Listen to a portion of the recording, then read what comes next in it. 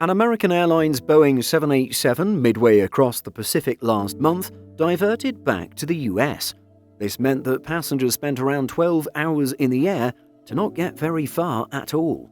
The flight began at Dallas-Fort Worth and ended up in Los Angeles, but the reason for the diversion was good.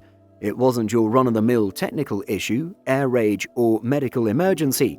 Rather, ash clouds from a Russian volcano caused the turnaround. A few weeks ago, a Boeing 787-9 Dreamliner registered November 838 Alpha Alpha was operating AA61 from Dallas-Fort Worth to Tokyo Narita. This service is timetabled to take 13 hours to complete. The flight began normally enough, flying over the North American mainland before heading out to sea at Near Bay, right above the US-Canada border. The Dreamliner then settled onto a more westerly course and tracked south of the Gulf of Alaska. Some distance south of the Fox Islands, the jet changed onto a more southwesterly course shortly before making a sharp turn and heading back towards the US.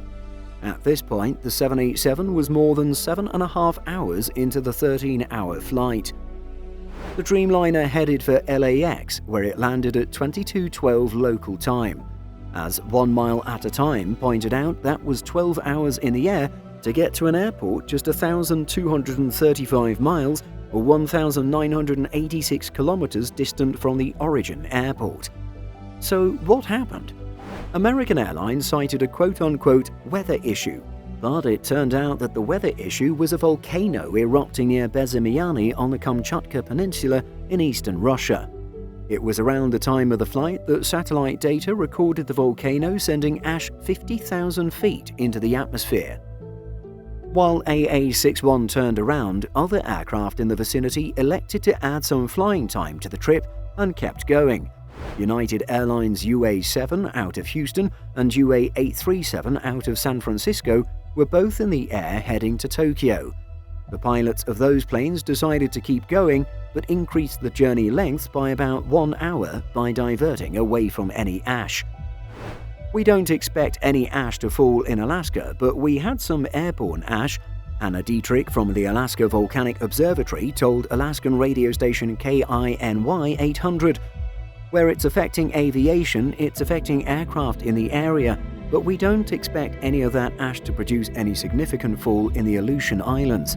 The ash clouds have gone primarily south of all the islands out over the North Pacific." KINY 800's report noted that the ash clouds extended up to about 50,000 to 52,000 feet, well above the altitudes most aircraft can fly. Local volcano watchers say this ash cloud was fairly concentrated.